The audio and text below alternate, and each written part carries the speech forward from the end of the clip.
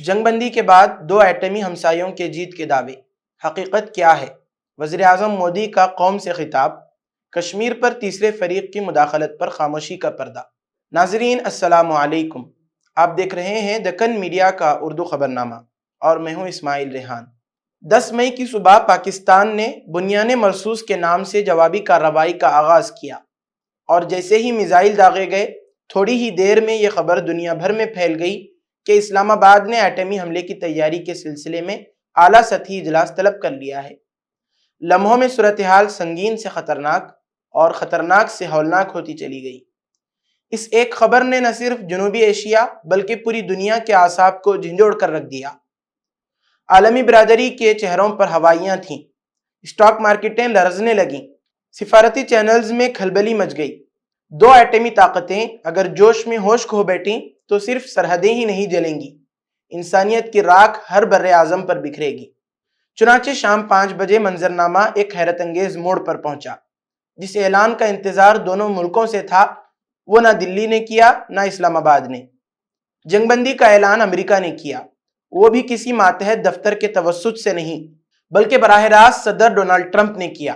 ان کا اعلان T V اسکرینوں، news apps اور سفارتی حلقوں پر زلزلے کی مانند چھا گیا۔ یہ اعلان وقتی طور پر بے چین دلوں کے لیے سکون کا سانس ضرور تھا، مگر اسی لمحے کئی سوالات بھی جنم لے چکے تھے۔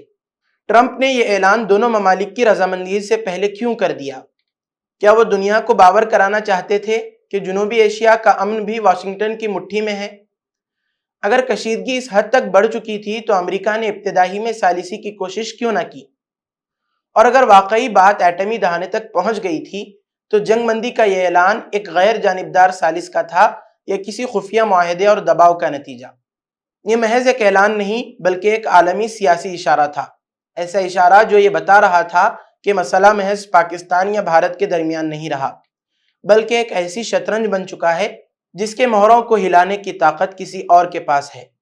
اسی دوران دونوں نیوکلیئر ہمسایوں نے جنگ بندی کے بعد اپنی اپنی جیت کے دعوے کیے ہیں۔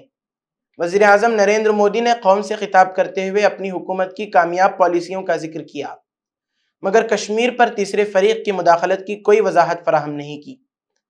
امریکی صدر ڈونلڈ ٹرمپ کی مداخلت کے بعد پیدا ہونے والی صورتحال پر مودی نے خاموشی اختیار رکھی، حالانکہ بھارت کا موقف ہمیشہ یہ رہا ہے کہ کشمیر ایک دو طرفہ مسئلہ ہے اور کسی بھی بیرونی مداخلت کو قبول نہیں کیا جائے گا۔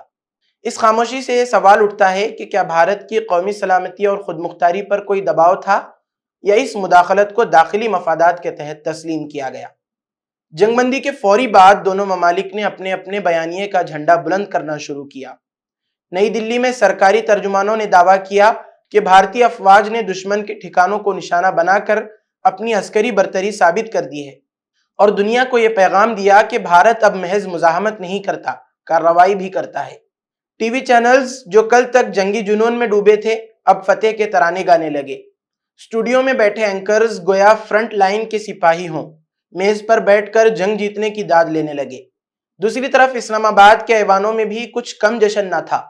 وہاں یہ دعویٰ کیا جا رہا تھا کہ پاکستان نے بھارت کو مذاکرات کی میز پر لانے میں کامیابی حاصل کی ہے۔ ان کے مطابق یہ صرف فوجی نہیں، سفارتی فتح بھی تھی۔ وہ دشمن جو پاکستان کو خاک میں ملانے کی بات کرتا تھا اب خود جنگ بندی کے پیچھے چھپ رہا تھا۔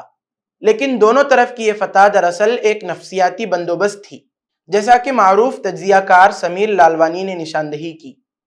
ان کے بقول اس طرح کے حالات میں دونوں حکومتوں کا یہ دعویٰ کہ انہوں نے اپنے قومی مفاد کا تحفظ کیا دراصل ایک تدبیر ہوتی ہے تاکہ عوام میں مایوسی یا انتقامی جنون نہ پھیلے۔ سیاست اور سفارت میں بعض اوقات فریب ہی سب سے کارگر دوا بن جاتا ہے۔ بے شک شکست خوردہ قومیں تاریخ سے سبق کم اور انتقام کا سبق زیادہ یاد رکھتی ہیں۔ ایسے میں اگر دونوں فریق ایک سیاسی فتح کا تأثر دے کر پیچھے ہٹتے ہیں تو یہ کم از کم جنگ کے شعلوں کے بجائے مذاکرات کی روشنی کا راستہ کھول سکتا ہے۔ تاہم اصل سوال یہ ہے کہ اس جنگی جنون اور اچانک امن سے فائدہ کس کو پہنچا؟ وہ قومیں جو میدان میں تھیں یا وہ طاقتیں جو میدان کے باہر بیٹھ کر ہتھیاروں کی نئی نسل کی کارکردگی کا مشاہدہ کر رہی تھیں؟ ان 2 دنوں میں جو جدید اسلحہ استعمال ہوا، لمبی رینج کے کروز میزائل، بغیر پائلٹ طیارے، الیکٹرانک وارفیئر کے نظام، ان میں سے بہت سے پہلی بار عوامی سطح پر آزمائے گئے۔ یہ کیا محض اتفاق تھا یا کوئی طے شدہ اسٹریٹجک مظاہرہ؟ برطانوی اخبار دی گارڈین نے اس جھڑپ کو وار بائی ڈیزائن کا نام دیا، یعنی ایسی جنگ جو لڑنے کے لیے نہیں بلکہ دکھانے کے لیے لڑی گئی ہو۔ بی بی سی نے اپنی تجزیاتی رپورٹ میں لکھا، جب دونوں فریق بظاہر جیت کے دعوے کر رہے ہوں تو اصل فاتح وہ ہوتا ہے جو خاموشی سے ہتھیار بیچ رہا ہو۔ الجزیرہ نے اس بحران کو جنوبی ایشیا کا اسلحہ بازار قرار دیا اور امریکی و یورپی اسلحہ ساز کمپنیوں کی اسٹاک ویلیو میں غیر معمولی اضافہ اس کی ایک عملی دلیل تھی۔ تو کیا یہ سب کچھ محض دونوں قوموں کا باہمی جھگڑا تھا یا ایک اسکرپٹڈ مظاہرہ جس میں دشمنی کا ایندھن تو مقامی تھا لیکن اس آگ پر اپنی روٹیاں سیکنے والے کہیں دور بیٹھے تھے؟ جب دھواں چھٹا اور توپوں کی آوازیں خاموش ہوئیں تب بھی کچھ فیکٹریوں کی چمنیوں سے دھواں اٹھتا رہا، وہ فیکٹریاں جہاں جنگ نہیں جنگ کا ساز و سامان تیار ہوتا ہے۔ اور جب نئی دلی اور اسلام آباد اپنی اپنی جیت کا جشن منا رہے تھے تب نیو یارک، لندن اور پیرس کی بورس مارکیٹوں میں کچھ خاموش سروں نے گنگنایا، یہ جنگ تمہاری تھی لیکن فتح ہماری ہے۔ مودی حکومت اب مشکل دوراہے پر کھڑی ہے، ایک طرف قومی وقار، دوسری طرف عالمی سفارتی دباؤ۔ عوام، میڈیا اور اپوزیشن کے سوالات اس بات کا تقاضا کرتے ہیں کہ حکومت وضاحت دے، ورنہ قومی وقار کے محافظ کی کہانی بے اثر ہو سکتی ہے۔